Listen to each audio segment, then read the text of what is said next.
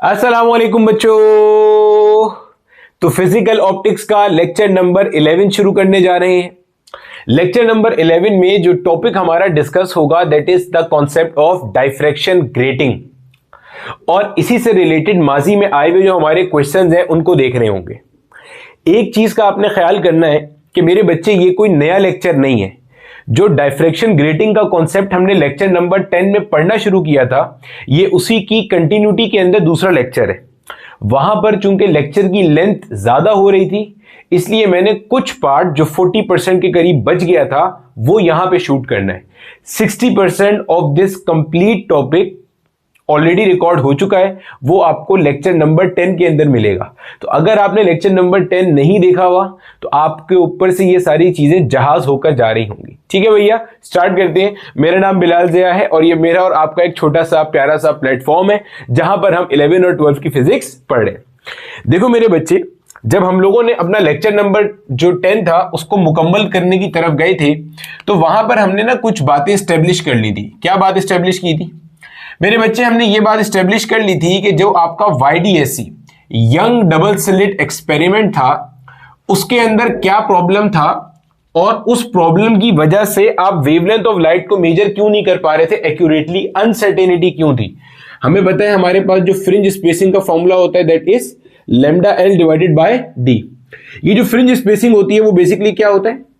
दो consecutive bright fringes के दरमियान का डिस्टेंस। तो वहां पर दो कंसेक्यूटिव ब्राइट फ्रिंजेस को एग्जैक्टली लोकेट करना क्या था? मुश्किल था, क्योंकि इंटेंसिटी का पैटर्न ऐसा बन रहा था। तो हमने क्या किया था, हमने नंबर ऑफ स्लिट्स को बढ़ाना शुरू कर दिया था, और उसके बाद जो रिजल्ट निकला था वो मैं आपके सामने यहां प्लॉट कर रहा हूं। ये मैं जितना भी ग्राफ बना रहा हूं इसके अंदर जहन में रखिएगा, वाई एक्सिस के ऊपर मेरे बच्चे मैंने इंटेंसिटी ली हुई है, और एक्स एक्सिस के ऊपर मेरे बच्चे मैंने थीटा लिया हुआ है। और चूंकि यहां पे थीटा का वैल्यू छोटा होता है तो इसको आप साइन थीटा भी कह सकते हो, इसको आप थीटा भी कह सकते हो।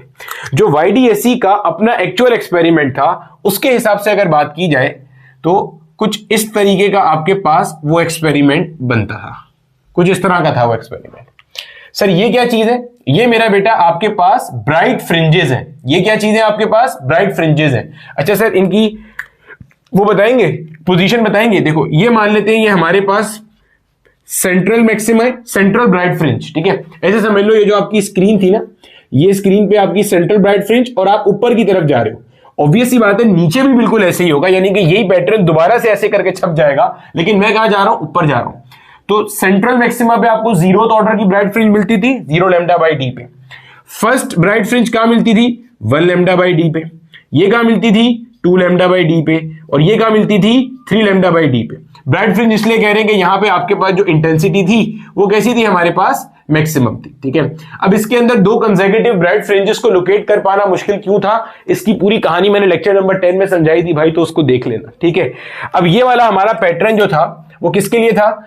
जब आपके पास नंबर ऑफ स्लिट्स 2 थे। आप नोट करो, आपके पास ये जो प्रिंसिपल ब्राइट फ्रिंजेस हैं उनके दरमियान में आपको डार्क फ्रिंज मिल रही है। इसकी पोजीशन भी हमने देखी थी 1/2 λ/d। फिर इसकी पोजीशन भी हमने देखी थी, ये एक और डार्क फ्रिंज मिल रही है आपको, याद आ रहा होगा कुछ कुछ। ठीक है, यहां पे 1/2 λ/d था, यहां क्या था? 3/2 λ/d, फिर 5/2 λ/d, फिर 7/2 λ/d। ये सारी सूरत हमने देखी थी। अच्छा फिर हमने क्या बोला? फिर हमने बोला यार एक काम करो, आपने नंबर ऑफ स्लिट्स को बढ़ा दो। तो हम नंबर ऑफ स्लिट्स को बढ़ा के हमने कितना कर दिया था मेरे बच्चे?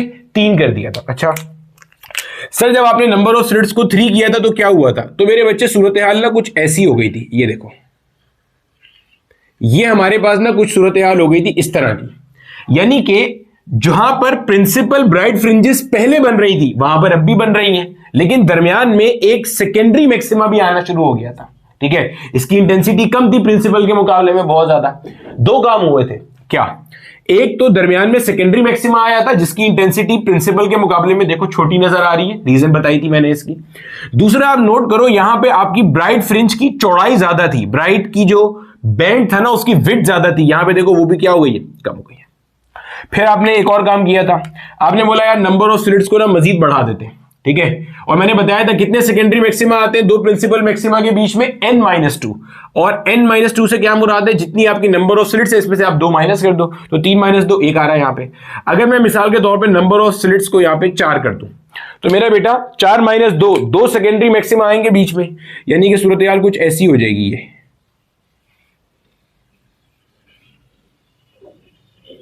ये मेरा बेटा आपके पास सारी की सारी ये सूरत हाल बनी थी। अब देखो आप जितनी नंबर ऑफ स्लिट्स बढ़ाते जा रहे हो, आपके पास ये जो विड्थ है ना, ये उतनी क्या हो रही है, कम होती जा रही है। और दरमियान में आपके पास ना ब्राइट रीजन नहीं है। आप बोलोगे सर सेकेंडरी मैक्सिमा है, आप कैसी बात कर रहे हैं, दरमियान में ब्राइट रीजन नहीं है, ये है तो सही नहीं। ये देखो कहने को ये सेकेंडरी मैक्सिमा बन रहा है, लेकिन इसकी ब्राइटनेस बहुत कम है, बहुत ज्यादा कम है। वजह मैंने आपको बताया था कि मेजॉरिटी ऑफ द वेक्टर्स एक दूसरे को काट देते हैं, कुछ वेक्टर्स बचते हैं जो यहां पे इंटेंसिटी को रीइंफोर्स कर रहे हैं, ऐड कर रहे हैं, उसको रिजल्ट दे रहे हैं या उसका रिजल्ट बना रहे हैं, तो वो ना होने के बराबर ही हो रहा होता है। अभी तो n = 4 में तो आपको फिर भी नजर आ रहा है, लेकिन जो हमने इसका बिल्कुल आखिरी वाला केस पढ़ा था, जिसके अंदर मैंने कहा था आप n का वैल्यू बहुत ज्यादा कर दो, n का वैल्यू आप बहुत ज्यादा कर दो। बहुत ज्यादा से क्या मुराद है, जो मैंने कहा था हम डायफ्रैक्शन ग्रेटिंग बनाते हैं, यानी कि 1 सेंटीमीटर में 3000 लाइंस आप ड्रॉ कर दो। सर लाइंस ड्रॉ करने से क्या होगा, अरे सोचो सोचो सोचो। ये मान लो मेरे पास एक कोई ग्लास प्लेट है, ठीक है। इस पूरी ग्लास प्लेट की जो लंबाई है ना, वो मान ले 1 सेंटीमीटर है। सर इतनी बड़ी को 1 सेंटीमीटर, समझाने के लिए कह रहा हूं, सही है। 1 सेंटीमीटर बाय 0.5 सेंटीमीटर मिसाल के तौर पे, ठीक है। अब इसके ऊपर आपने क्या करा, लाइंस बनाना शुरू करी। सर लाइंस क्यों बना रहे हैं, देखो जो अगर ये गिलास है, गिलास का क्या काम है, आर पार देखा जा सकता है। गिलास से आप क्या कर सकते हो, आर पार देख सकते हो। जब आप यहां पे लकीरें खींचोगे, लाइंस ड्रॉ करोगे, तो देखो जिस हिस्से में लाइन आ जाएगी, इसका मतलब वो वाला पार्ट ओपेक हो गया। क्या हो गया, ओपेक हो गया। ओपेक मतलब जहां से आपकी जो लाइट है ना वो क्रॉस नहीं हो सकती, तो वो वाला पार्ट क्या हो गया, आपका ओपेक हो गया। पॉइंट समझ में आ रहा है, वो वाला पार्ट आपका क्या हो गया मेरे बच्चे, ओपेक हो गया। सिमिलरली आपने एक लाइन यहां भी खींच दी, मतलब आपने ऐसे 3000 लाइंस खींच दी, तो देखो ये पार्ट ओपेक, ये पार्ट ओपेक, दरमियान में आपको इनके दरमियान में ये ट्रांसपेरेंट सी जगह दिख रही है, ये एक्ट कर रही होती है एज ए स्लिट। ये क्या एक्ट करती है, एज ए स्लिट। तो डायफ्रैक्शन ग्रेटिंग कैसे बनाते हो, जब आपने नंबर ऑफ स्लिट्स को बहुत ज्यादा करना है, तो आप ये काम कैसे करते हो, आप ग्लास प्लेट लेते हो, बहुत छोटी सी ग्लास प्लेट, और उसके ऊपर आप बहुत सारी लाइंस रूल करते हो। 3000 लाइंस पर मिलीमीटर, ये तो अभी भी मैं कम बता रहा हूं, 5000 लाइंस पर मिलीमीटर पर सेंटीमीटर, ऐसे आप रूल कर रहे हो। तो अभी देखेंगे उसके न्यूमेरिकल प्रॉब्लम्स। तो उसकी वजह से आपको ये स्लिट मिलती है। दो ओपेक पार्ट के बीच में जो ट्रांसपेरेंट पार्ट है ग्लास का, that basically acts as a slit for the diffraction of light waves. तो यहां पे आ जाओ वापस। अब हमने ये चीज देख ली थी कि भाई जैसे जैसे हम नंबर ऑफ स्लिट्स को बढ़ाते जा रहे हैं, वैसे वैसे हमारे पास जो ब्राइट फ्रिंजेस है उसकी विड्थ क्या होती जा रही है, कम होती जा रही है, और शार्पनेस बढ़ रही है। जाहिर है विड्थ जितनी कम होगी, शार्पनेस उतनी क्या होगी, ज्यादा होगी। पॉइंट समझ में आ रहा है भाई। एक चीज गोल मटोल सी है, वो आपको कोई लगाता रहे, आपको चुभेगी थोड़ी, लेकिन अगर मैं आपको निडल लगा दूं, आपको चुभेगी ना। निडल की क्या होती है, शार्पनेस ज्यादा होती है, ठीक है। तो ये पतली होती जा रही है। अब आप नोट करो, होता क्या है, जब आप नंबर ऑफ स्लिट्स को बहुत ज्यादा कर देते हो, तो आपके पास ना सूरत हाल कुछ ऐसी हो जाती है। ये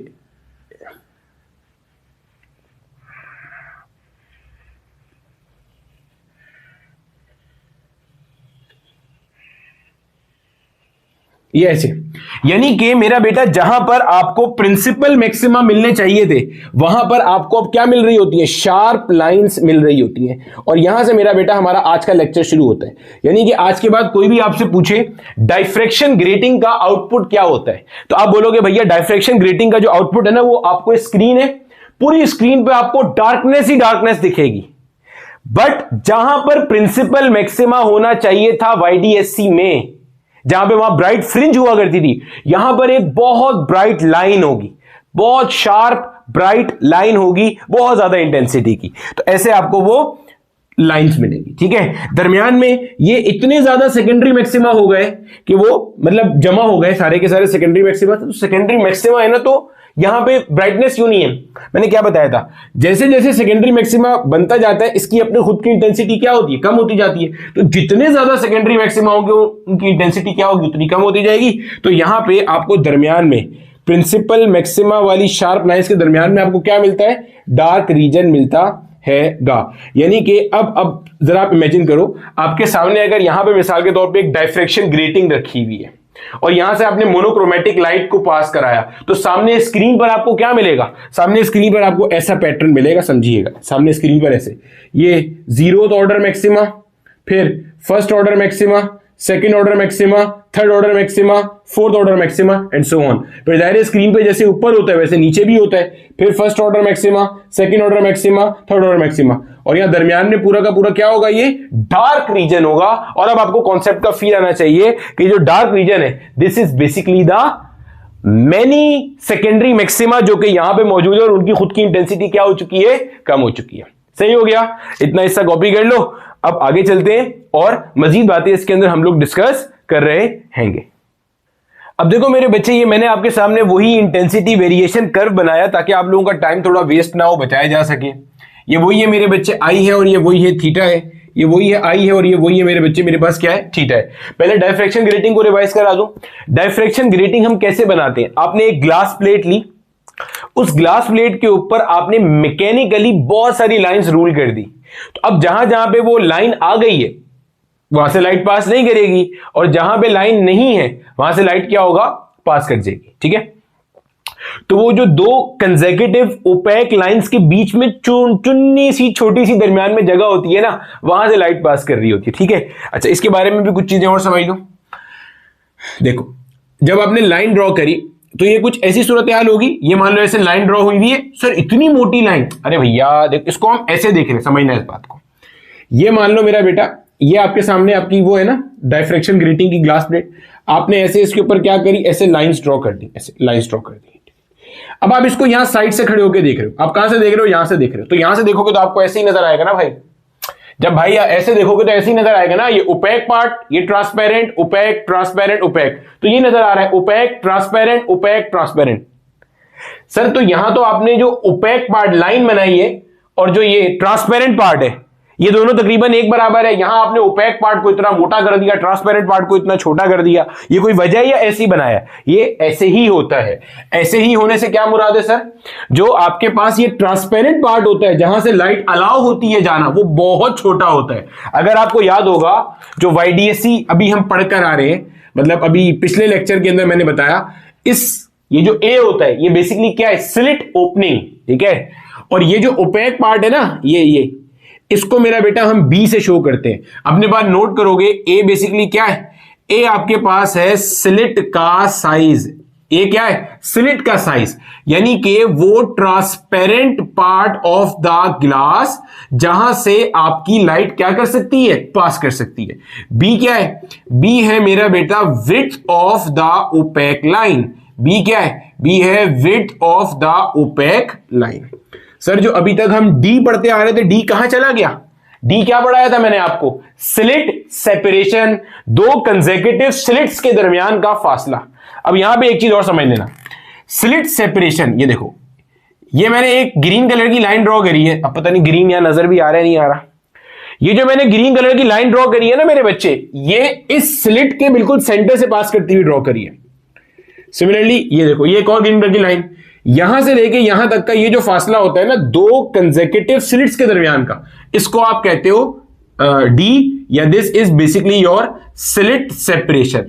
और इसको मेरे बच्चे हम लोग यहां पर इस टॉपिक के अंदर ग्रेटिंग एलिमेंट का नाम भी देते हैं।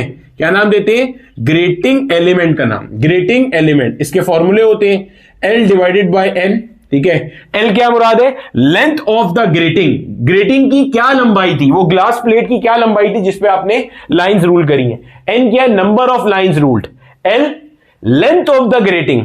N number of lines ruled on the grating. Rule मतलब खींची हुई है, ड्रॉ की हुई है। एक और फॉर्मूला इस D का होता है, इससे भी माजी में एक बहुत खूबसूरत क्वेश्चन पूछा था आपके एग्जामिनर ने, that is D is equal to A plus B।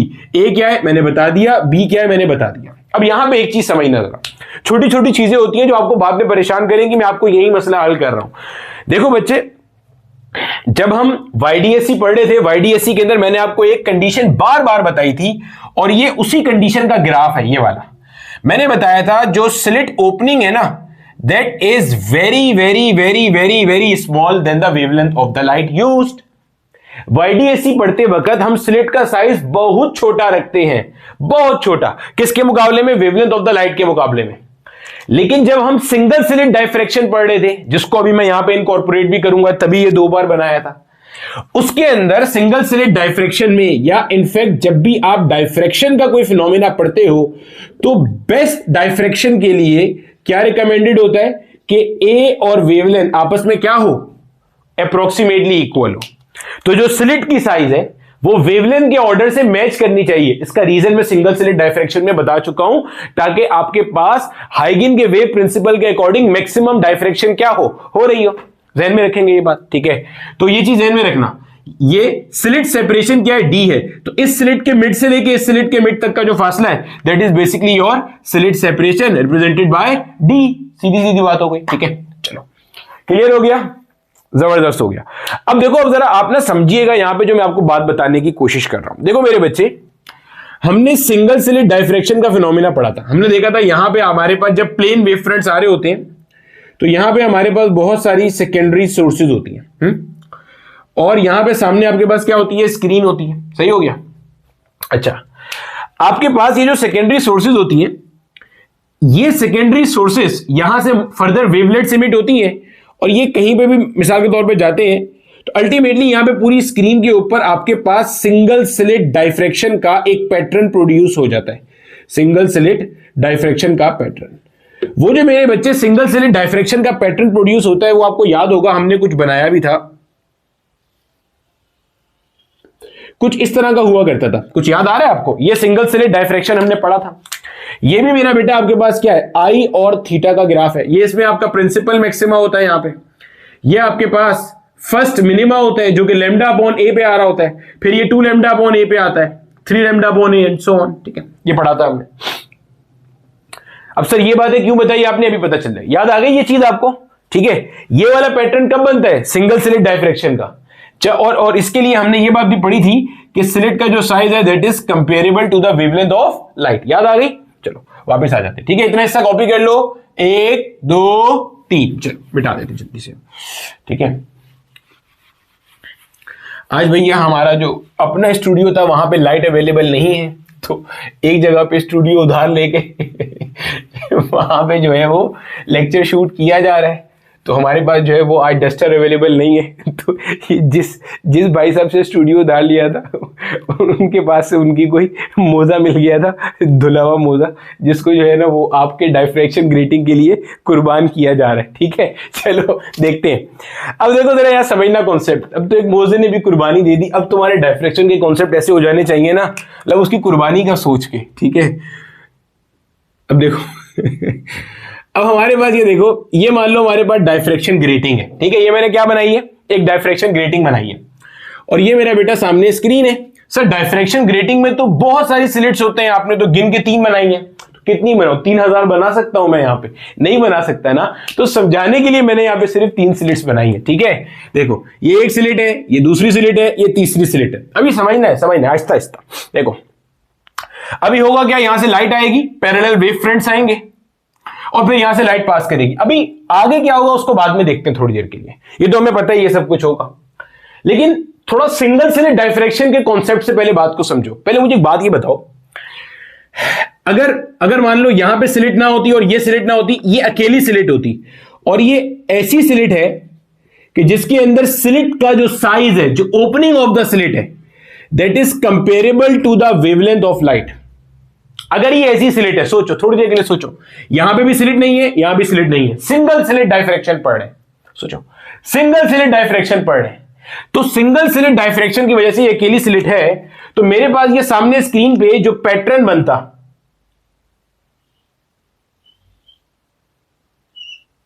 क्या वो कुछ ऐसा पैटर्न बनता? यही पढ़ा था आपने, ऐसा पैटर्न बनता नहीं बनता? सिंगल स्लिट डायफ्रैक्शन, ये नहीं है ये भी नहीं है, ऐसा पैटर्न बनता।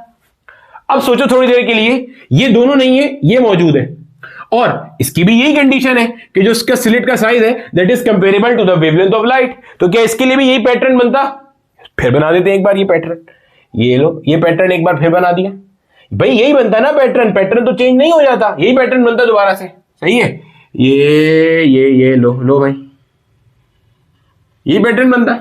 फिर मान लो अब ये दोनों स्लिट्स नहीं है, ये अकेली स्लिट है, इसका भी वही सेम है कि a is approximately equal to lambda, यानी कि जो स्लिट का साइज है वो वेवलेंथ के बराबर है। फिर यही पैटर्न बनता सामने स्क्रीन पे।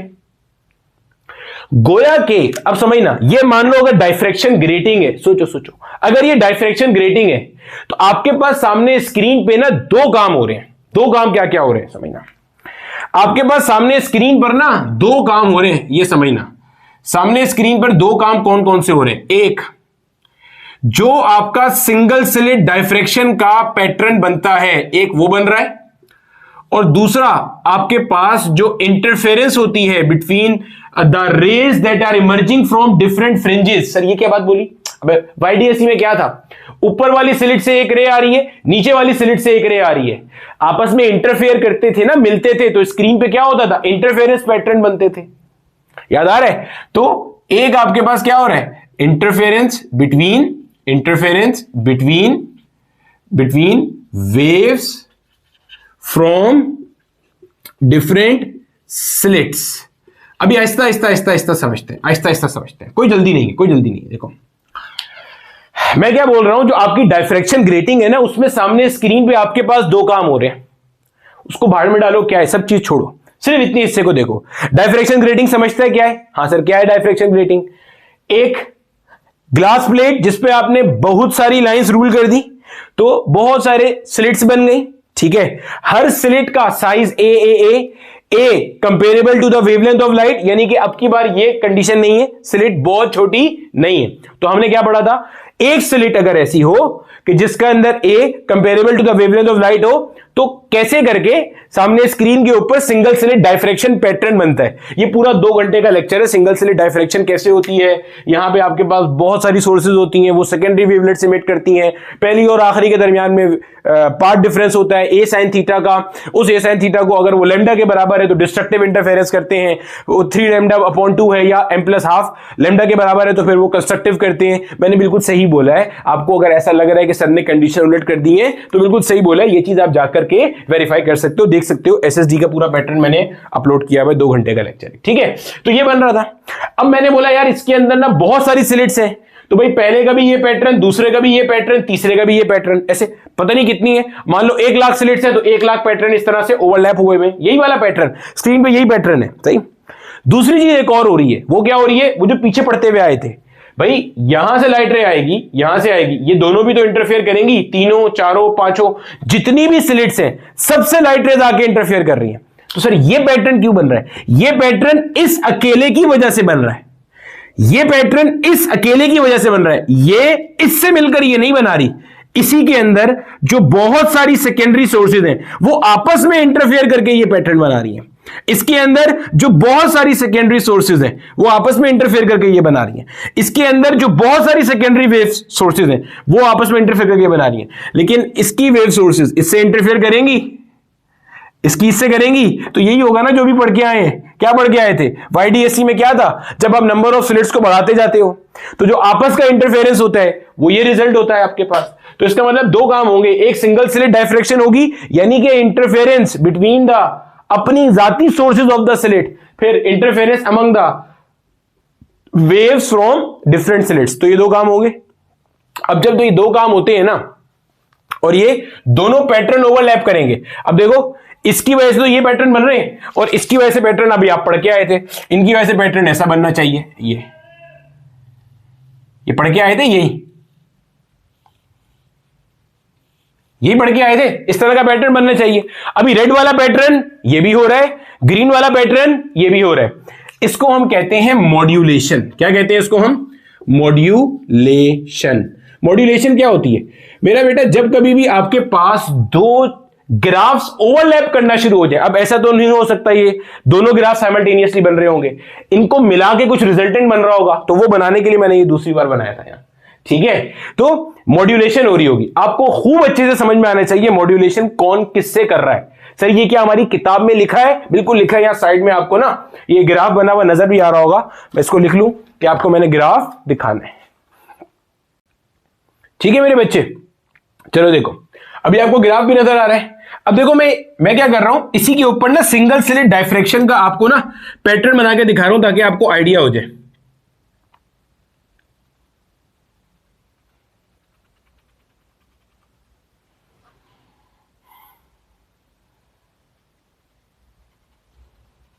देखो, अब देखो मैं जहां जहां से जो जो चीज मिटा रहा हूं ना, गौर से देखना, ये जो आपके पास रिजल्टेंट ग्राफ बनता है ना, वो कुछ ऐसा बनता है, समझना जरा।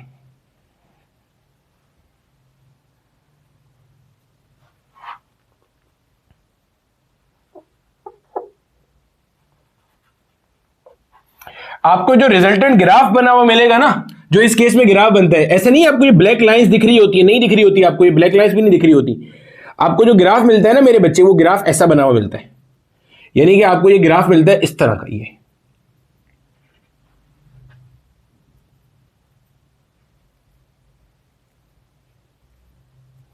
ये मेरा बेटा आपको ग्राफ मिल रहा होता है, ये आपको ग्राफ मिलता है आपके उसके ऊपर। पॉइंट समझ में आ रहा है? ये जो आपको ग्राफ मिलता है ना, अक्सर जगहों पे इसको हम ऐसे डॉटेड लाइन से शो कर रहे होते हैं, ये ऐसे डॉटेड लाइन से शो कर रहे होते हैं, ये बता रहे होते हैं ये आपका सिंगल स्लिट डाइफ्रैक्शन पैटर्न का ग्राफ है, जो कि मॉड्यूलेट कर रहा है। मॉड्यूलेट मतलब इसकी शक्ल डिसाइड कर रहा है। और ये जो अंदर आपको नजर आ रहा है ना, ये वही है, 0 lambda upon D, 1 lambda upon D, 2 lambda upon D, 3 lambda upon D.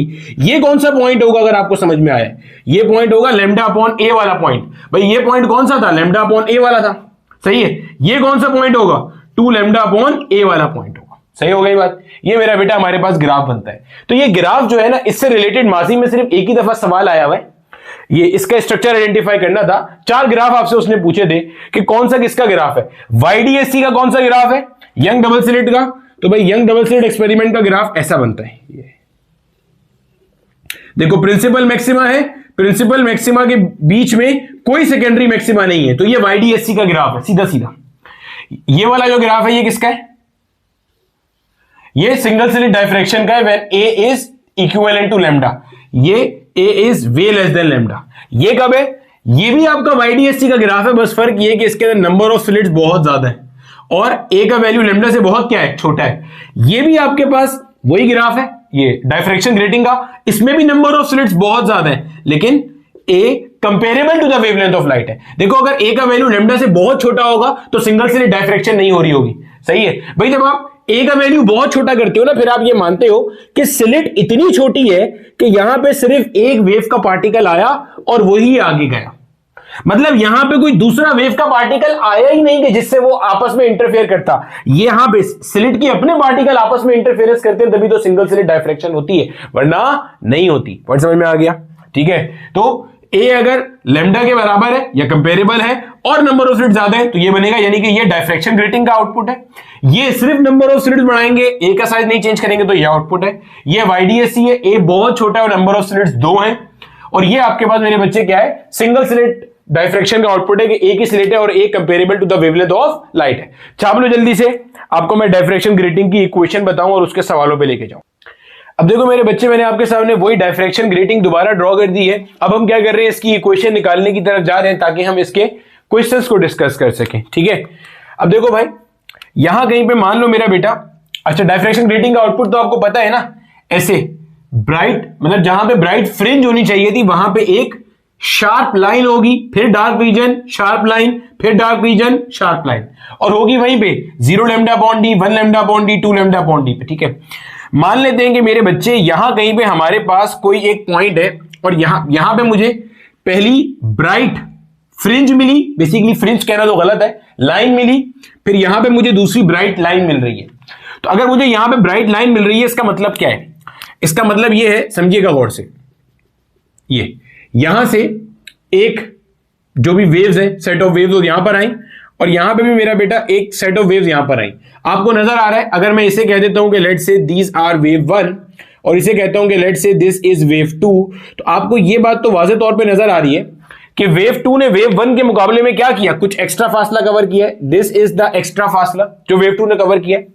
और यहां पे मेरा बेटा जो एंगल है वो अपने पास क्या है? थीटा है। तो ये वाला जो एक्स्ट्रा डिस्टेंस है ये क्या बन जाएगा मेरे बच्चे? मेरे पास डी साइन थीटा के बराबर बन जाएगा। और जब मैं कह रहा हूं कि मुझे यहां पे फर्स्ट ऑर्डर ब्राइट फ्रिंज मिल रही है, क्या मिल रही है? First order bright fringe. तो मेरा बेटा अगर मुझे यहां फर्स्ट ऑर्डर ब्राइट फ्रिंज मिल रही है, इसका मतलब यह है कि जो डी साइन थीटा है ये बराबर होगा किसके? 1 लैम्डा के, क्योंकि this is the condition to obtain bright fringe. D sine theta will be equal to क्या? 1 लैम्डा। अच्छा सर नीचे भी तो है, तो इससे भी कंपेयर करके देख लेते हैं भाई। देखो जैसे ये वेव 2 वहां पहुंच रही थी, ऐसे मेरे बच्चे यहां पे यकीनन वेव 3 भी यहां पहुंच रही होगी, वो भी ऐसे पहुंच रही होगी। इसने भी नजर आ रहा है कुछ एक्स्ट्रा फासला कवर किया है। अब अगर इसका एक्स्ट्रा फासला देखोगे, देखो इधर आपको ये बड़ी सी राइट एंगल ट्रायंगल नजर आ रही है, यहां के दरमियान में राइट एंगल ट्रायंगल। इसमें ये वाली जो साइड है ये 2D के बराबर है, ऐसे ही है। ये क्या है, ये 2D है, और ये क्या है, ये हाइपोटेन्यूस है, ये बेस है, ये परपेंडिकुलर है। तो अगर मुझे साइन थीटा लगाना है, साइन थीटा क्या है, सम पीपल है P अपॉन H, H क्या है 2D, 2D को वहां फेंका तो ये क्या बन गया 2D साइन थीटा। यानी कि अगर वेव 1 के मुकाबले में वेव 2 ने D sine theta extra cover किया, तो वेव 1 के मुकाबले में इस वेव 3 ने 2D sine theta extra cover किया। अगर D साइन थीटा 1 लैम्डा था, तो वेव 1 के मुकाबले में सेकंड वेव ने लैम्डा एक्स्ट्रा कवर किया और थर्ड वेव ने 2 लैम्डा एक्स्ट्रा कवर किया। तो वेव 2 और वेव 3 के दरमियान में पार्ट डिफरेंस कितना हुआ, 1 लैम्डा। ये वही बात है जो लेक्चर 10 में भी डिस्कस हुई थी कि हर दो कंसेक्यूटिव स्लिट्स के दरमियान में जो वेव्स निकल रही हैं, यानी कि मान लो ऐसे बहुत सारी स्लिट्स हैं, ठीक है, स्क्रीन पे किसी एक जगह पे ये सारी वेव यहां से जा रही हैं, ठीक है, ये समझना जरा, सारी वेव स्क्रीन में उसी जगह पे जा रही हैं।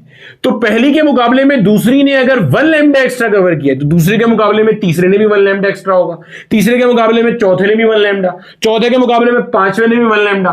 सही है। तो हर कंसेक्यूटिव ने जो एक दूसरे से पार्ट डिफरेंस कवर किया होगा वो 1 1 1 1 लैम्डा होगा अगर फर्स्ट ऑर्डर ब्राइट फ्रिंज। अगर सेकंड ऑर्डर है तो पहले के मुकाबले में दूसरे ने 2 लैम्डा एक्स्ट्रा कवर किया है, दूसरे के मुकाबले में तीसरे ने भी 2 लैम्डा किया है, तीसरे के मुकाबले में चौथे ने भी क्या किया, 2 लैम्डा किया है। यानी कि हर कंसेक्यूटिव ने वही कवर किया। यानी कि मैं क्या कह सकता हूं, मैं जनरलाइज कर सकता हूं कि स्क्रीन पर मुझे जहां कहीं भी ब्राइट फ्रिंजेस मिल रही हैं, समझना खूब अच्छे से, जहां कहीं भी मुझे क्या मिल रही है, ब्राइट फ्रिंजेस मिल रही हैं, इसका मतलब जो पार्ट डिफरेंस है बिटवीन कंसेक्यूटिव स्लिट वेव्स, पहली और दूसरी के मुकाबले में, दूसरी और तीसरी के मुकाबले में, this is equal to the M lambda. और एम क्या है, ऑर्डर ऑफ द इमेज भी कहते हैं इसे, और ऑर्डर ऑफ द फ्रिंज भी कहते हैं। ज्यादा बेहतर word order of the image है, क्योंकि वो फ्रिंज है नहीं, वो लाइन है पतली सी, फ्रिंज नहीं कहना उसे सही, क्योंकि वो फ्रिंज नहीं है, वो लाइन है बहुत बारीक सी एक। ठीक है, यही तो पूरा कॉन्सेप्ट था कि नंबर ऑफ स्लिट्स बढ़ाने पे आप क्या कर रहे हो, उसकी विड्थ कम करते जा रहे हो ताकि फ्रिंज स्पेसिंग आप आराम से निकाल सको। जब फ्रिंज स्पेसिंग आप आराम से निकाल सकोगे तो होगा क्या, आप वेवलेंथ ऑफ लाइट को बड़े मजे से कैलकुलेट कर सकते हो। तो D sine theta is equal to M lambda, ध्यान में रख लेंगे ये बात। This is the equation of diffraction grating. D क्या है, slit separation grating element. Theta क्या है, थीटा क्या है, ऑर्डर ऑफ द फ्रिंज। ये क्या है, angular order of the fringe, कि किस एंगल पे लाइट डाइफ्रैक्ट करने पे ये पर्टिकुलर फ्रिंज आपको मिल रही है। इसे एंगुलर डेविएशन भी कहते हैं, angular order of the fringe भी कहते हैं, कि किस एंगल पे, भाई ये देखो ना, ये क्या बता रहा है, ये बता रहा है, ये बेसिकली ये क्या बता रहा होता है, ये जो एंगल होता है ये वही होता है जो यहां पे बन रहा होता है। ये बता रहा है कि आप किस एंगल पे आपकी लाइट वेव यहां से किस एंगल पे, देखो यहां से किस एंगल पे, अगर डाइफ्रैक्ट नहीं करती तो ये लाइट वेव ऐसे सीधी जाती, अब डाइफ्रैक्ट करके ये सेंटर वाली ऐसे जा रही है, तो ये किस एंगल पे डाइफ्रैक्ट करके आपको मिल रहा है, तो इसे एंगुलर डेविएशन भी कहते हैं। ठीक है, ठीक है। एम ऑर्डर हो गया, लैम्डा क्या है, वेवलेंथ ऑफ लाइट यूज्ड। अगर मुझे यहां से साइन थीटा की वैल्यू कैलकुलेट करनी हो तो sine theta is equal to M lambda upon D. कई दफा आपके पास सवाल आता है कि यार मैक्सिमम कितने ऑर्डर की इमेज बन सकती है, तो भाई देखो साइन थीटा की मैक्सिमम वैल्यू क्या हो सकती है, +1, इससे आगे तो साइन थीटा की वैल्यू हो ही नहीं सकती। Maximum order of the image की बात कर रही है।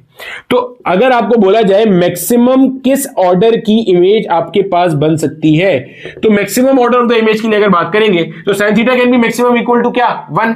तो भाई एम लैम्डा अपॉन डी को आप इक्वेट कर दो किससे, 1 से, यानी कि आप कहोगे एम लैम्डा अपॉन डी का जो वैल्यू है वो या तो 1 होना चाहिए या 1 से छोटा होना चाहिए। तो दिस इज द तरीका to calculate the maximum order of the maximum order image. ठीक है, अगर मैं डी को वहां फेंकूं और लैम्डा को नीचे ले आऊं तो m is less than equal to d by lambda.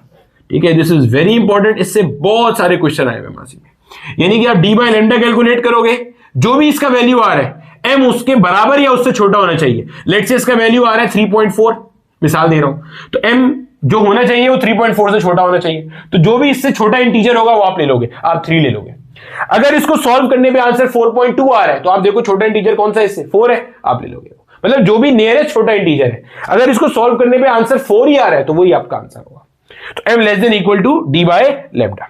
चलो कुछ सवाल करते हैं, फिर मोनोक्रोमेटिक से आगे चल के व्हाइट लाइट की डायफ्रैक्शन ग्रेटिंग का एक्सपेरिमेंट देखेंगे। अब देखो मेरे बच्चे, मैंने जो आपको डायफ्रैक्शन ग्रेटिंग का अब तक कॉन्सेप्ट पढ़ाया उससे रिलेटेड आपके सामने दो सवाल मौजूद है। ये पहला सवाल ये जो है ये आपको यूईटी जो पंजाब के अंदर ई-कैट का एग्जाम कंडक्ट करती है उसके पास पेपर्स में मिल जाएगा, गालिबन 2011 या 12 के पास पेपर के अंदर है।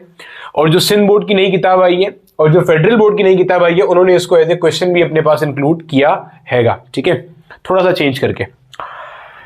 ये वाला जो सवाल है मेरा बेटा, ये आपको पुराना जो सिंध के अंदर हमारे पास एमडी कैट हुआ करता था, जो एनटीएस कंडक्ट किया करता था, ये उसकी किसी पास पेपर का क्वेश्चन है। मुझे इसका एग्जैक्ट ईयर नहीं मिला था तो मैंने एज इट इज लिख दिया। ये पुरानी सिंध की किताब के एंड ऑफ चैप्टर प्रॉब्लम्स के अंदर भी था, ठीक है। चलो सवाल देखते हैं बारी बारी। कहते हैं कि एक ग्रेटिंग है जिसके पास 8000 लाइंस है that are uniformly spread over 2.54 centimetre. ये आपको लेंथ ऑफ ग्रेटिंग दे दी, ये नंबर ऑफ लाइंस रूल दे दी, and is illuminated by a light of single wavelength। Light of single wavelength मतलब मोनोक्रोमेटिक लाइट।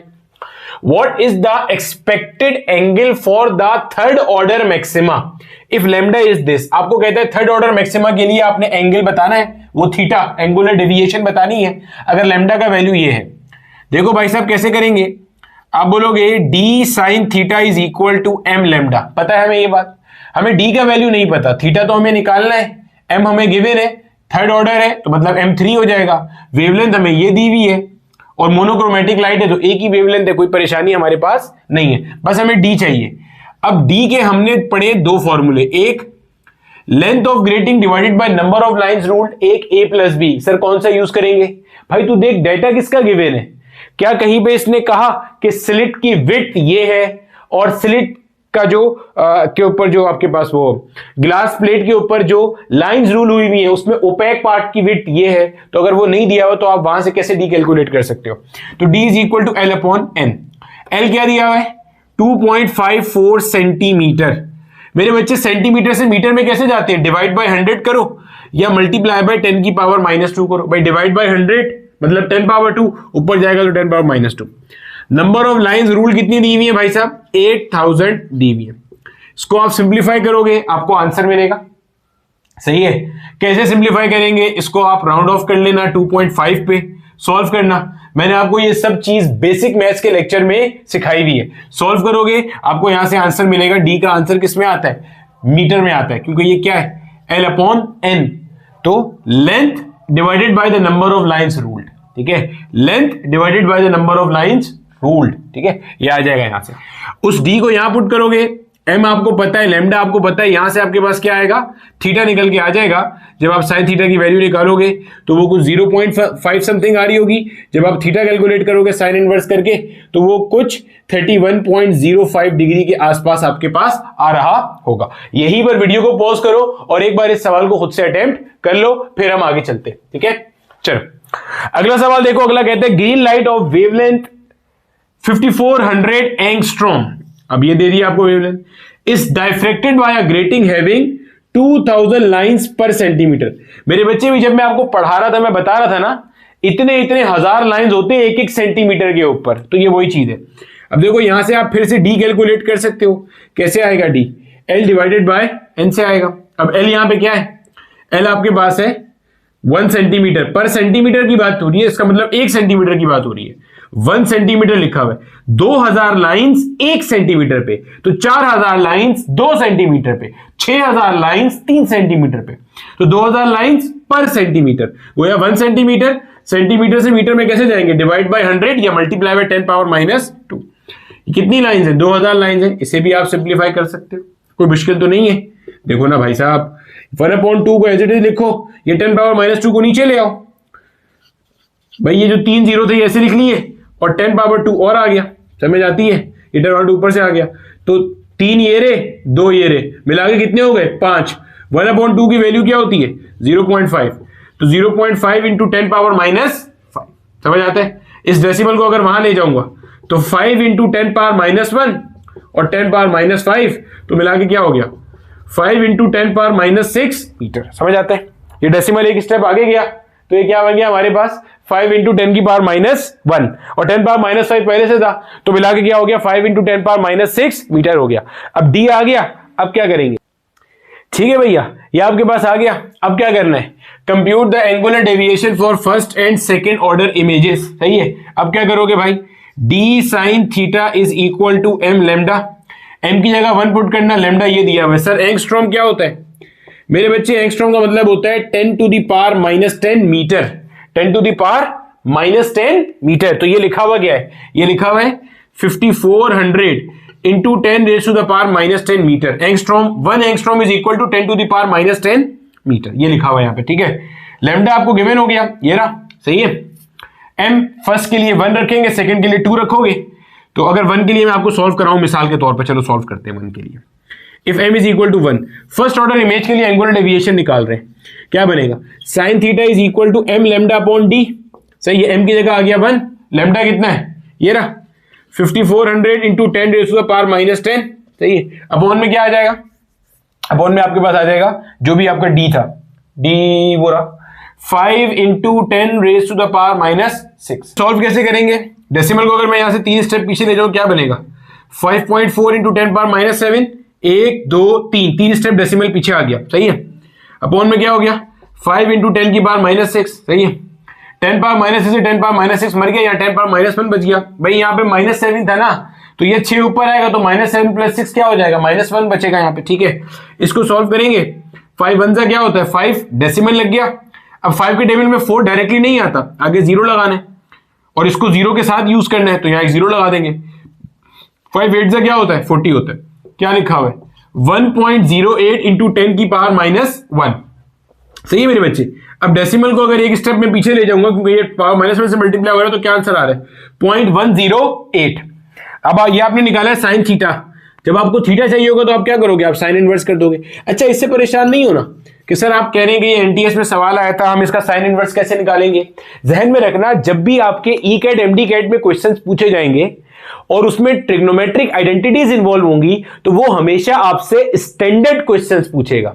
लेकिन सर देखें, ये स्टैंडर्ड एंगल तो नहीं है, सॉरी स्टैंडर्ड क्वेश्चन नहीं, स्टैंडर्ड एंगल पूछेगा। स्टैंडर्ड एंगल मतलब जिनको आप विदाउट कैलकुलेटर जो है ना आराम से कैलकुलेट कर सकते हो, ठीक है। जैसे 30 है, जैसे आपके पास 45 है, 60 है, 90 है, 180 है, मतलब स्टैंडर्ड एंगल जो मैंने आपको बेसिक मैथ्स में करना सिखाए हुए। सर ये तो स्टैंडर्ड नहीं है, इसको मैं सॉल्व कर रहा हूं, आंसर मेरा 6.2 डिग्री के करीब आ रहा है, तो ये तो नहीं है। तो जब ये नहीं आपसे ऐसा कोई क्वेश्चन आएगा तो जहन में रखिएगा, आपका एग्जामिनर आंसर भी आपको इसी फॉर्मेट में पूछेगा।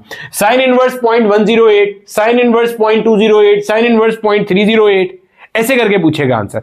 जैसे यहां पे भी आपको भी कराया था ना, तो आपने साइन इनवर्स करके छोड़ देना है, मतलब पेपर में वही ऑप्शंस होंगे, परेशान नहीं होना। एग्जामिनर आपसे उस चीज का इम्तिहान नहीं लेगा जो आपको नहीं आता। उसके बाद वैसे ही इतना कुछ है सिलेबस के अंदर पूछने के लिए कि वो आपको वो चीजें भी दे दे जो कि आपके डोमेन की बाहर की है, ठीक है। तो आप इसी तरीके से निकालोगे सेकंड ऑर्डर के लिए। सेकंड ऑर्डर में यहां पे क्या करोगे, 2 पुट करोगे, सिंप्लीफाई करोगे, सेम काम करोगे, आंसर निकालोगे।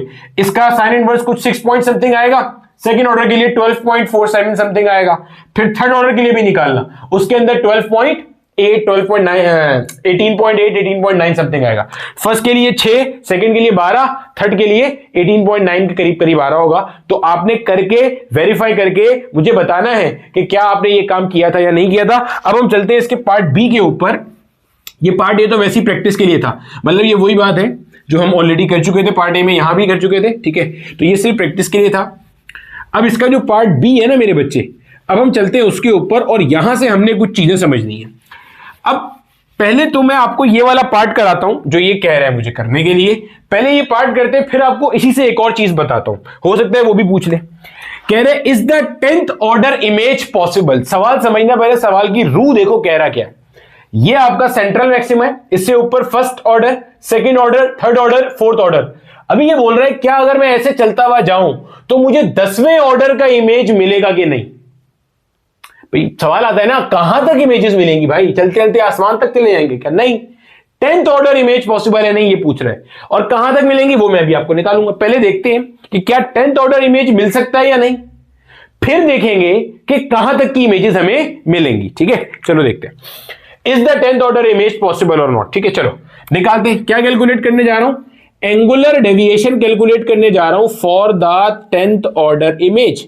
सर वो तो पूछ रहा है कि 10th ऑर्डर इमेज पॉसिबल है या नहीं, आप बोल रहे हैं इसके लिए एंगुलर डेविएशन निकालो, इसी से पता चलेगा आपको। ठीक है, चलो फॉर्मूला क्या है भाई, D sine theta is equal to M lambda, नजर आ रहा है ना, D sine theta is equal to M lambda. Very good. अब क्या करना है, sine theta is equivalent to M lambda बटे में आ गया डी। Very good.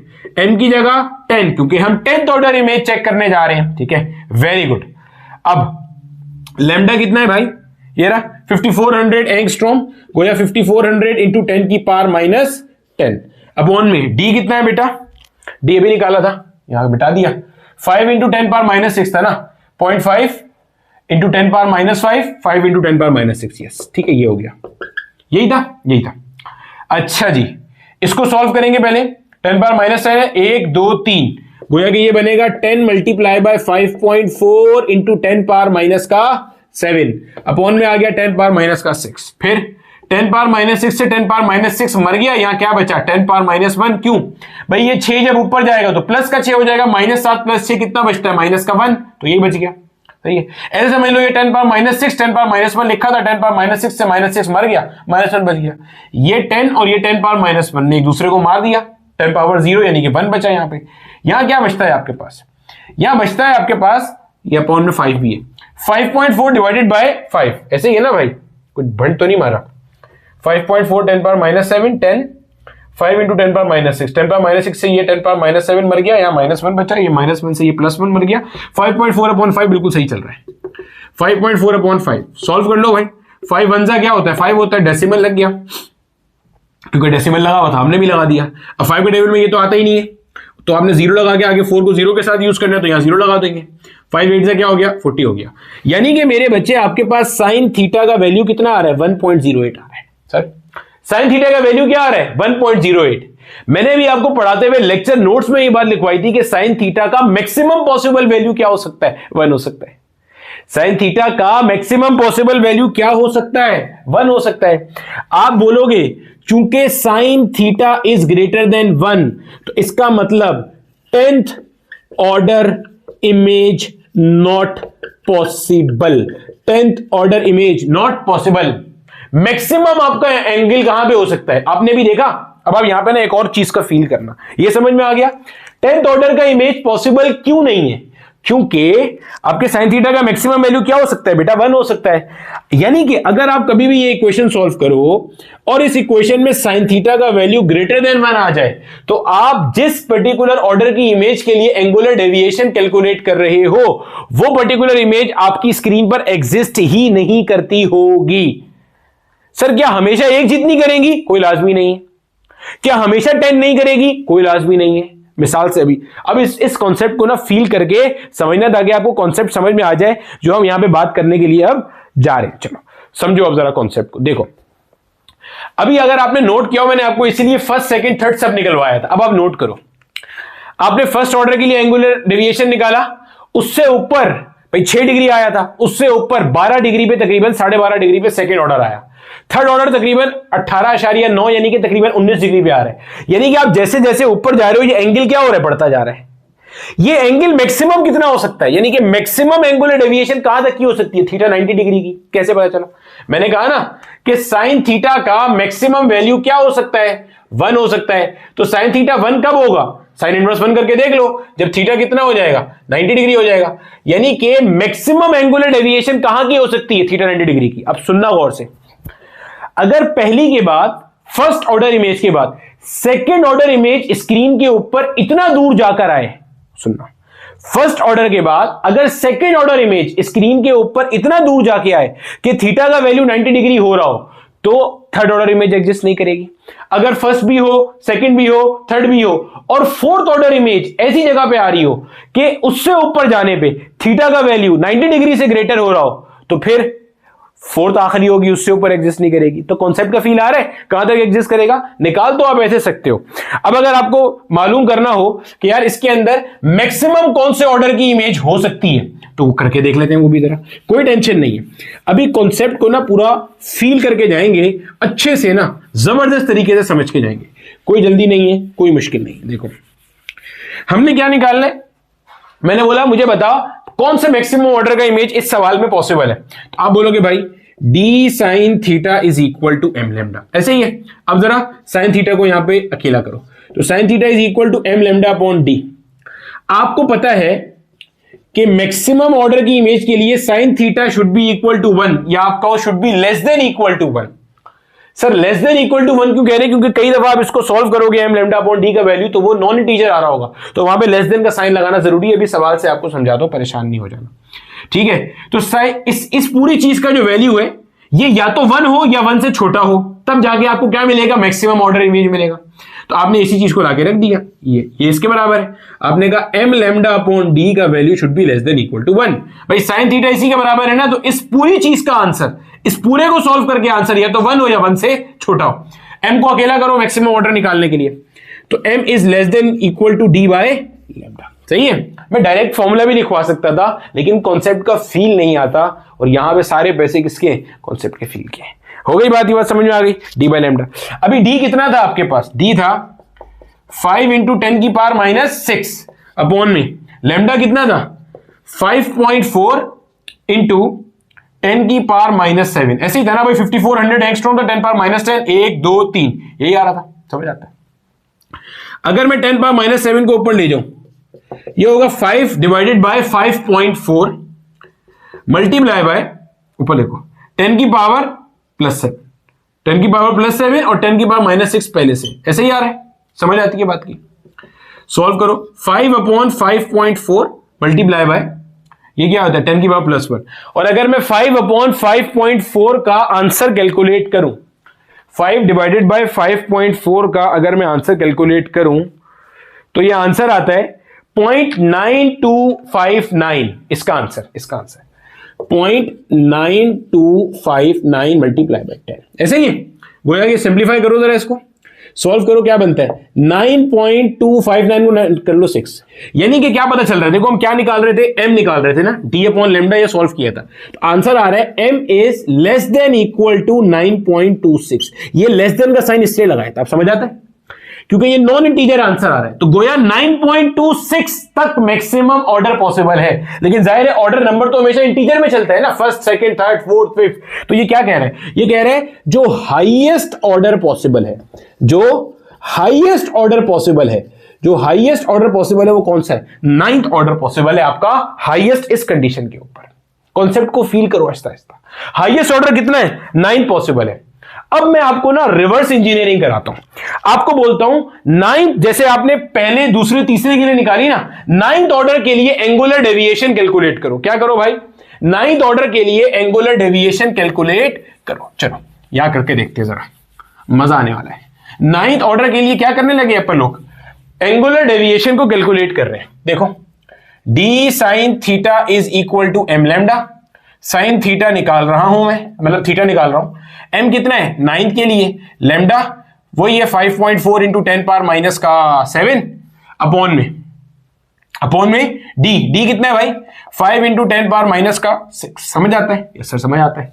अच्छा चलो आगे चलो भाई, फिर समझ में आता है। तो ये और ये मर गया, यहाँ 10 पावर माइनस 1 बच गया, हमेशा की तरह इसको फिर से सॉल्व कर लिया है, 1.08 हो गया। सही है सर, समझ आता है सर, बिल्कुल सही है। 9 को अगर मैं 1.08 से मल्टीप्लाई करूं, 8 9 जा 72, 2 आया 7 यहां पे कैरी चला गया, कैरी एज इट इज आ गया, 9 1 जा 9, समझ आता है, यस समझ आता है। इंटू 10 की पावर माइनस 1, 10 की पावर माइनस 1 से मल्टीप्लाई किया, ये डेसिमल पीछे आ जाएगा, क्या बचता है 0.972। ये किसका आंसर निकाला है, साइन थीटा का। थीटा आपको चाहिए, आप कर लो भाई साइन इनवर्स 0.972, सॉल्व करो यहां पे अपने पास, साइन इनवर्स करो, साइन इनवर्स 0.972, क्या आंसर आ रहा है 76.4 डिग्री आ रहा है आपके पास आंसर। यानी कि आपका जो हाईएस्ट ऑर्डर बन रहा था, हाईएस्ट ऑर्डर, उसके ऊपर एंगुलर डेविएशन कितनी आ रही है आपके पास 76.4 डिग्री आ रही है। अब लोग सर हमने तो 90 डिग्री कहा था, 90 डिग्री आएगी अगर आप 9.26 रखोगे। अब 9.26 तो रखना पॉसिबल नहीं है, जब 9.26 रखना पॉसिबल नहीं है तो आगे आपके पास क्या आंसर है। इसीलिए कहते हैं कि ये लेस देन का साइन लगाते हैं ताकि पता चल जाए, क्योंकि देखो ये तो आपने कैलकुलेट करके बताया कि अगर आप एग्जैक्ट देखो, वैसे ऑर्डर ऑफ इमेज 9.26 नहीं हो सकती, लेकिन अगर आपने मेरी बात को चेक करना है कि मैं सही कह रहा हूं या नहीं, आप यहां पे 9.26 रखना, सिंप्लीफाई करना, आपका आंसर वहां पे 90 डिग्री आ रहा हो। अब देखो मेरे बच्चे, अगर आपने ये चीज चेक करनी हो ना कि सर आपने तो कहा था मैक्सिमम एंगल 90, मैंने कहा था मैक्सिमम एंगल 90 डिग्री तक हो सकता है, फिर यहां पे 76.4 क्यों आया? क्योंकि अगर आप m का वैल्यू 9.26 रखोगे तो जाके आपका जो साइन है ना, साइन इनवर्स करोगे तो वो थीटा 90 डिग्री आ रहा होगा आपका पूरा पूरा। चेक भी कर सकते हो आप। वैसे तो ऑर्डर 9.26 नहीं हो सकता, लेकिन अगर आप यहां पे 9.26 रखो, इसको 1.08 से मल्टीप्लाई करो, फिर 10 पावर -1 से मल्टीप्लाई करो, तो इस पूरी चीज का आंसर आपके पास तकरीबन 1 आ जाएगा। और साइन इनवर्स 1 कितना होता है? 90 डिग्री होता है।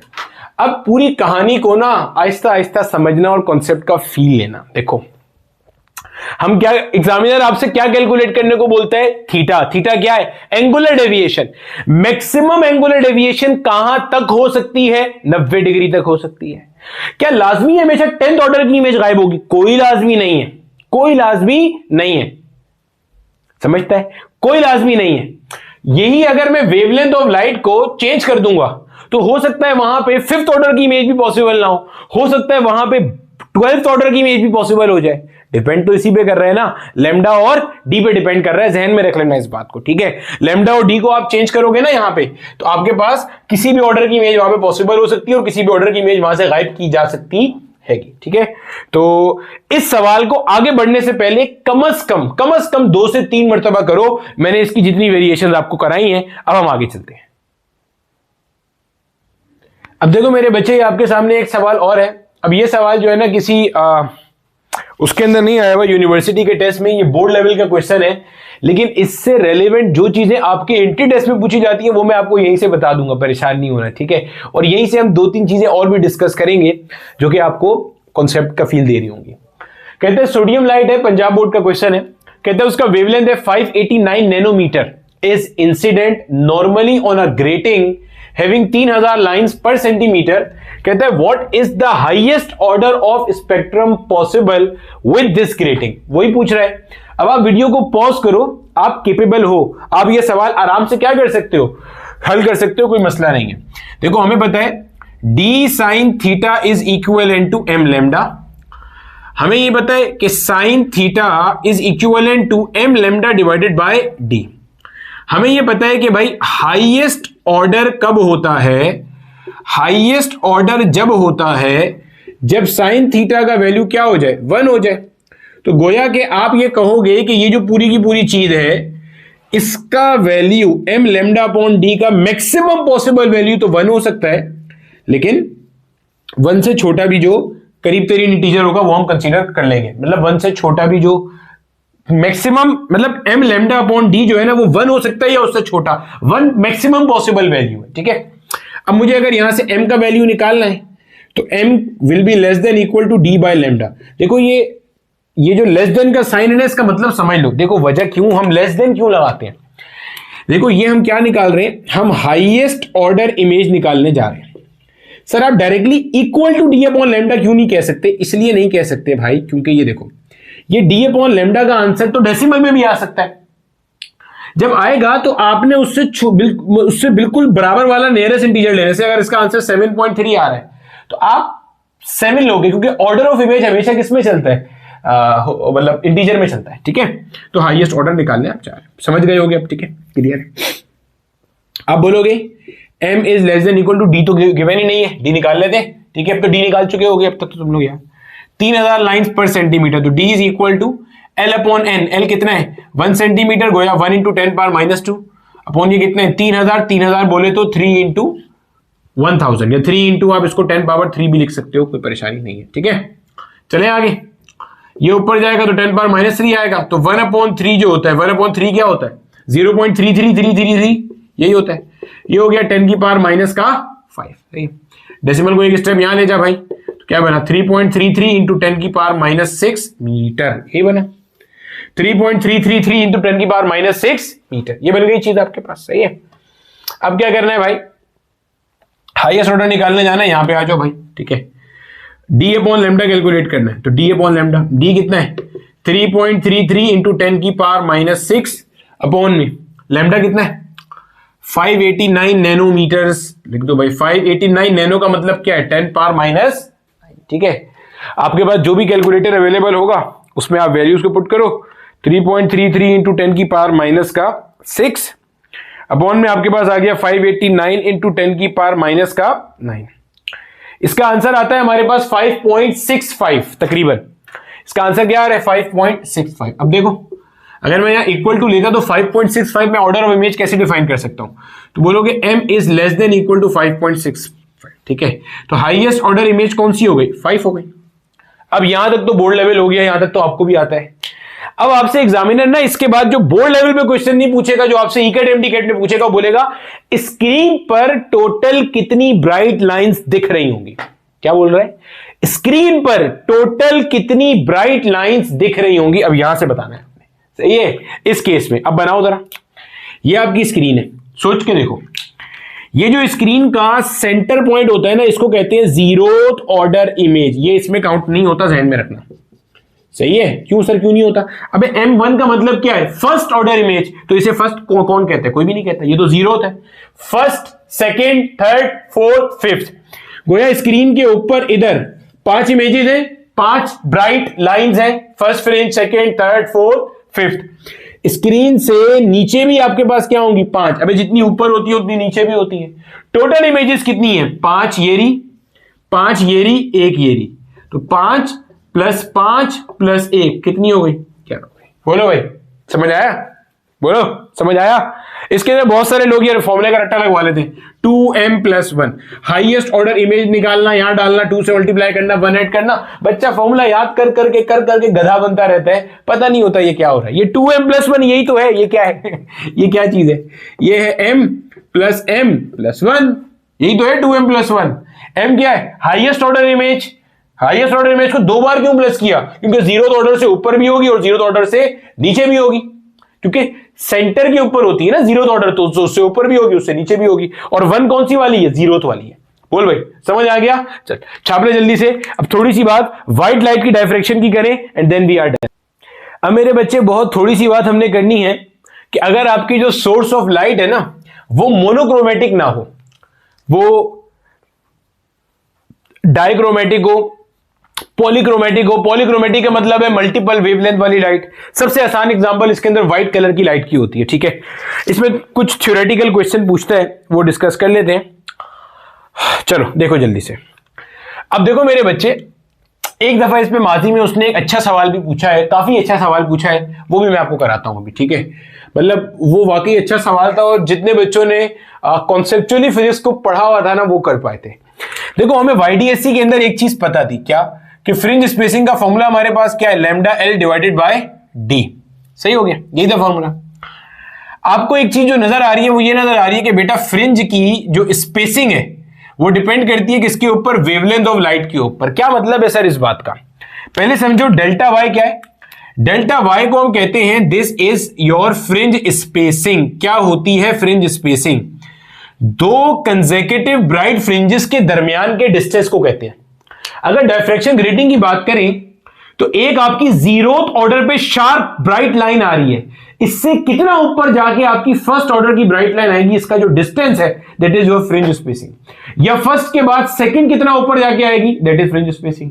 या सेकंड के बाद थर्ड कितना ऊपर जाके आएगी, that is fringe spacing. 2 consecutive bright fringes के दरमियान का फासला, जीरोथ ऑर्डर पे एक ब्राइट फ्रिंज मिली, उससे कितना ऊपर जाके फर्स्ट ऑर्डर मिल रही है, दैट इज फ्रिंज स्पेसिंग। गोया आप देखो, समझो, फील करो।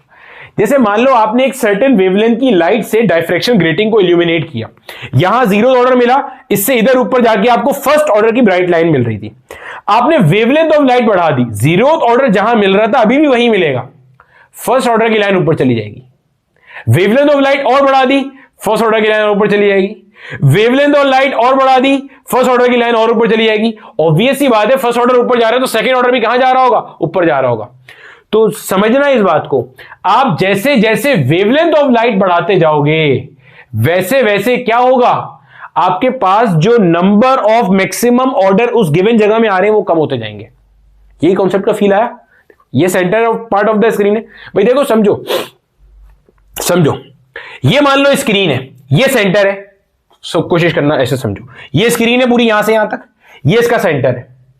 अभी मैक्सिमम यहां से यहां तक की इमेज बन सकती है। क्यों सर? भाई पीछे आपके पास जो स्लिट है वहां से एक लाइन आप खींचो यहां तक की, तो यहां से जब आप ऐसे एंगल बनाओगे तो 90 डिग्री का एंगल जहां पे आ जाएगा वहीं तक की मैक्सिमम पॉसिबिलिटी होगी ना भैया जी, नहीं समझे? मैक्सिमम एंगुलर डेविएशन क्या हो सकती है? 90 डिग्री हो सकती है। तो भाई ऐसे सही हो गया, तो मान लो यहां से यहां तक आपके पास मैक्सिमम बन सकती है। यहां पे आएगा तो एंगल 90 डिग्री हो जाएगा, यहां पे होगा तो एंगल 0 डिग्री। अब सोचो, अभी आपने वेवलेंथ ऑफ लाइट छोटी रखी हुई थी, यहां फर्स्ट है, यहां जीरोथ ऑर्डर, ये फर्स्ट, फिर ये सेकंड, फिर ये थर्ड, फिर ये फोर्थ तक आपके पास यहां इमेजेस आ रही थी, ये जीरो। ठीक है, आपने वेवलेंथ बढ़ाई, वेवलेंथ बढ़ाने में फ्रिंज स्पेसिंग बढ़ गई, फर्स्ट ऊपर चला गया तो सेकंड भी ऊपर जाएगा। अब देखो ऊपर से थर्ड और फोर्थ निकल ही गए। फील आ रहा है कॉन्सेप्ट का? वेवलेंथ ऑफ लाइट बढ़ाने से ये काम होता है। सिमिलरली डी को कम करने से भी ये काम होता है। डी को जब आप कम करोगे ना तब भी ये कार्रवाई होना शुरू हो जाएगी। डी को कम करने से भी आपके पास क्या होता है, जो मैक्सिमम ऑर्डर आपकी स्क्रीन पे विजिबल होते हैं वो कम होना शुरू हो जाते हैं। ठीक है, खैर अब उस बहस में नहीं जाते मजीद, इतना अगर आपने कॉन्सेप्ट को फील कर लिया तो ये भी बहुत है। ठीक है, मजीद हमारे पास फिर वो कोर्स के स्कोप से हम बाहर जाना शुरू हो जाएंगे। ठीक है, खैर फ्रिंज स्पेसिंग समझ में आ गया आपके पास? फ्रिंज स्पेसिंग क्या है? दो कंसेक्यूटिव ब्राइट फ्रिंजेस के दरमियान का फासला। ये जीरोथ ऑर्डर है, ये फर्स्ट ऑर्डर है। आप वेवलेंथ बढ़ाओगे तो ये बढ़ जाएगा, और बढ़ाओगे और बढ़ जाएगा। सही है? अब देखो ये बात समझ में आती है हमें? यस सर, आ गई। अब देखो, अगर मेरा बेटा मिसाल के तौर पे ये जो मेरा डायफ्रैक्शन ग्रेटिंग था, समझिएगा इस बात को। डायफ्रैक्शन ग्रेटिंग क्या है? एक ग्लास प्लेट जिसके ऊपर आपने बहुत सारी लाइंस को रूल किया हुआ है। ठीक है भैया, और इसके ऊपर भैया बहुत सारी स्लिट्स है, एक स्लिट, दो स्लिट, तीन स्लिट, ऐसे पता नहीं कितनी है, 3-3 हजार लाइन 1 सेंटीमीटर पे रूल हुई होती है, पता नहीं कितनी स्लिट्स है। ठीक है, और यहां पे जनाब हमारे पास क्या है? एक सेंटर है, ये सेंटर है हमारे पास, ये सेंटर पॉइंट है। यहां पे जीरोथ ऑर्डर मैक्सिमा बनता है हमेशा। आपके पास पीछे से जो लाइट आ रही है ना, अब की बार वो व्हाइट लाइट है, इसको हम पॉलीक्रोमेटिक लाइट भी कहते हैं। क्या कहते हैं भाई? पॉलीक्रोमेटिक लाइट, क्योंकि इसमें मल्टीपल वेवलेंथ्स है। व्हाइट लाइट जो होती है ना, इस व्हाइट लाइट के अंदर जो आपके कलर्स होते हैं वो कुछ इस तरह से, VIBGYOR, violet, indigo, blue, green, yellow, orange, red. Violet, indigo, blue, green, yellow, orange, red. इसमें जो आपका रेड है ना, वो होता है तकरीबन 7000 एंगस्ट्रॉम पे, या 700 नैनोमीटर पे, या 7 × 10⁻⁻7 मीटर पे। ये तकरीबन आपका होता है 400 नैनोमीटर पे, या 4000 एंगस्ट्रॉम पे, या 4 × 10⁻⁷ पे। यानी कि जैसे जैसे आप वायलेट से रेड की तरफ जा रहे हो, वेवलेंथ क्या हो रही है? बढ़ती चली जा रही है। सही समझ आता है? अब व्हाइट लाइट आ रही है, सोचना, समझना आहिस्ता आहिस्ता। देखो, ये जो आपका एग्जामिनर अक्सर आपसे सवाल पूछता है कि ये जो आपका सेंट्रल स्पॉट होगा ये कैसा होगा? मेरा बेटा सेंट्रल स्पॉट अभी भी आपका व्हाइट होगा। सेंट्रल स्पॉट क्या होगा? व्हाइट होगा। क्यों? सोचो, यहां से तीनों जगह से व्हाइट लाइट बाहर आ रही है। आप इसको ऐसे नहीं सोचो यहां से व्हाइट लाइट आ रही है, व्हाइट नहीं, आप ये सोचो यहां से 7 कलर की लाइट आ रही है। Violet, indigo, blue, green, yellow, orange, red. Violet, indigo, blue, green, yellow, orange, red. Violet, indigo, blue, green, yellow, orange, red. क्या यहां से सारी की सारी 7 की 7 लाइट यहां आके मिल रही है? Yes sir. ये भी आके मिल रही है? Yes sir. ये भी आके मिल रही है? Yes sir. और सेंटर के ऊपर जितनी भी स्लिट से लाइट आके मिलती हैं उनका पार्ट डिफरेंस 0 लैम्डा होता है। क्या ये जो 7 की 7 लाइट्स आ रही हैं और ये जो 7 लाइट्स आ रही हैं, क्या ये एक दूसरे के मुकाबले में पार्ट डिफरेंस कवर कर रही हैं? नहीं। लेक्चर 10 में डिटेल से बताया था कि सेंटर ऑफ द स्क्रीन पे जो पार्ट डिफरेंस होता है वो 0 लैम्डा होता है। तो ये सब मिलेंगी आगे, कोई पार्ट डिफरेंस नहीं, कोई ऊपर नीचे नहीं मिल रहा, सब एक साथ मिल रही है। तो सबका कॉम्बिनेशन अगेन क्या बनेगा? एक ब्राइट शार्प व्हाइट लाइट बनेगी, लाइन बनेगी यहां पे। ठीक है, समझ आ गया? अब यहां नहीं में मेरा बेटा वो पॉइंट होगा जहां का जो पाथ डिफरेंस है वो 1 लैम्डा था। बोलो, अब ये पाथ डिफरेंस 1 लैम्डा सबके लिए अलग अलग हो जाएगा। क्यों? ये बात समझना जरा, आहिस्ता आहिस्ता समझते हैं। देखो, यहां से जब रेड लाइट यहां आएगी, देखो ना, यहां से रेड लाइट यहां आएगी, भाई 7 लाइट्स निकल रही है ना, तो 7 यहां आ रही है। रेड वाली यहां पहुंची, यहां से भी रेड वाली यहां पहुंची। इस रेड वाली के मुकाबले में यहां से निकलने वाली रेड ने 1 लैम्डा एक्स्ट्रा कवर किया। Yes sir. इस रेड के मुकाबले में इस रेड ने भी 1 लैम्डा एक्स्ट्रा कवर किया। Yes sir. अब सोचो, यहां पे भी रेड लाइट थी, भाई इस व्हाइट में रेड भी थी ना, और यहां भी रेड लाइट है, तो गोया मैं ये कह सकता हूं यहां वाली रेड और यहां वाली रेड के दरमियान में जो फासला है that is basically the fringe spacing of red light. अरे भैया ये जो व्हाइट लाइट बन रही है इसको आप ऐसे सोचो, ये जो व्हाइट लाइट बन रही है, ये व्हाइट लाइट क्या है basically, violet plus indigo plus blue plus green plus yellow plus orange plus red, यानी कि सबका जीरोथ ऑर्डर मैक्सिमा यहां पे जमा हो गया। यस सर, जमा हो गया। अभी रेड का एक मैक्सिमा यहां होगा फर्स्ट ऑर्डर, फिर उससे ऊपर होगा, ऐसे ही होगा ना भाई। ये रेड का फर्स्ट ऑर्डर मैक्सिमा है और रेड का जीरोथ ऑर्डर मैक्सिमा यहां था, तो रेड के फर्स्ट ऑर्डर मैक्सिमा और रेड के जीरोथ ऑर्डर मैक्सिमा के दरमियान में जो फासला है उसी को फ्रिंज स्पेसिंग कहेंगे। इसी तरह से यहां पे वायलेट का भी जीरोथ ऑर्डर मैक्सिमा होगा और zeroth order first order maxima यहां होगा। क्या दोनों की फ्रिंज स्पेसिंग एक बराबर होगी? सवाल ही पैदा नहीं होता। देखो समझो क्या बोल रहा हूं भाई, यहां पे आपके पास इस जगह पे कहीं पे, यहां पे इस जगह पे, यहां पे आपके पास इस जगह पे कहीं पे, यहां पे वायलेट का मैक्सिमा होगा और यहां पे रेड का मैक्सिमा होगा। क्यों सर? समझो आहिस्ता आहिस्ता। देखो यहां से लेके ये जो डिफरेंस है ना, ये बेसिकली आपके पास है फ्रिंज स्पेसिंग। सर दोनों को अलग अलग क्यों शो किया, एक को छोटा और एक को बड़ा? वजह बता रहा हूं मैं आपको। फ्रिंज स्पेसिंग क्या होती है? दो कंसेक्यूटिव ब्राइट फ्रिंजेस के दरमियान के डिस्टेंस को अपन लोग कहते हैं फ्रिंज स्पेसिंग। अभी देखो वायलेट से समझ लो पहले, वायलेट का जीरो ऑर्डर मैक्सिमा यहां है, जी सर है, तो इसका मतलब ऊपर जाएंगे तो वायलेट का फर्स्ट ऑर्डर मैक्सिमा आएगा, जी सर आएगा।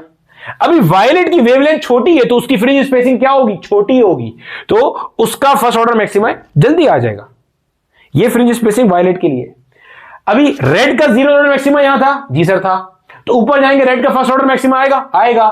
अब जो आपके पास रेड कलर की लाइट है उसकी वेवलेंथ क्या है? ज्यादा है, तो उसका फर्स्ट ऑर्डर मैक्सिमा भी ऊपर आएगा। नहीं तो YDSC की पोजीशन ऑफ ब्राइट फ्रिंज का फॉर्मूला क्या था? M lambda L upon D ना। यहां से देख लो, ये पोजीशन ऑफ ब्राइट फ्रिंज का फॉर्मूला है। जिसकी वेवलेंथ ज्यादा है उसकी पोजीशन ऑफ ब्राइट फ्रिंज भी कहां आती है? ऊपर आती है, तो ऊपर आएगी। अब देखो इसकी फ्रिंज स्पेसिंग क्या हो गई? बढ़ गई। गोया के जीरोथ ऑर्डर मैक्सिमा के ऊपर तो व्हाइट मिलेगा क्योंकि सारे एक ही जगह पे बन रहे होंगे, पार्ट डिफरेंस जीरो है। लेकिन जब आप ऊपर जाओगे तो यहां पे अब आपको बैंड मिलेगा, लाइन नहीं मिलेगी। क्यों? आपको वायलेट लाइन मिलेगी, फिर Indigo, blue, green, yellow, orange, red, ऐसे मिलेगी। फिर ऊपर जाओगे जब सेकंड ऑर्डर मैक्सिमा पे जाओगे, फिर आपको वायलेट, फिर Indigo, blue, green, yellow, orange, red. यानी कि ये पूरा आपका फर्स्ट ऑर्डर मैक्सिमा है। इसमें इनर साइड के ऊपर वायलेट होगा, आउटर साइड पे रेड होगा, और ऐसे आपको सारे कलर्स अलग अलग नजर आ रहे होंगे क्योंकि फ्रिंज स्पेसिंग डिपेंडेंट है किसके ऊपर? वेवलेंथ ऑफ लाइट के ऊपर। क्लियर है? फिर और ऊपर जाओगे तो सेकंड ऑर्डर में भी ऐसे ही होगा, violet, indigo, blue, green, yellow, orange और रेड। सही है भाई? तो इसका माजी में यह सवाल पूछा गया था कि सेंट्रल स्पॉट क्या होगा। बहुत सारे बच्चों ने बोला सेंट्रल स्पॉट यहां पे ब्राइट होगा। सही है, रेड होगा या वायलेट होगा? नहीं, यहां पे सेंट्रल स्पॉट क्या होगा? व्हाइट, क्योंकि सबका जीरोथ ऑर्डर मैक्सिमा आपके पास यहीं पर बन रहा होगा। तो ये मेरा बेटा हमारे पास था हमारा डाइफ्रैक्शन ग्रेटिंग को लेके सारा कॉन्सेप्ट। मैंने कोशिश करी हर बात, एक एक छोटी छोटी बात बताऊं। इसके मजीद क्वेश्चंस आप कहां से प्रैक्टिस कर सकते हो? मैंने डिस्क्रिप्शन के अंदर सारी टेक्स्ट बुक्स अपलोड कर दी है, आप उससे एंड ऑफ चैप्टर प्रॉब्लम और एग्जांपल सॉल्व करो इस टॉपिक की, और मुझे बताना कि क्या आपको टॉपिक में लिखी हुई एक एक बात अच्छे से क्लैरिफाई हुई, समझ में आई या नहीं आई। अगला टॉपिक हमारा एक्सरे डाइफ्रैक्शन का होगा।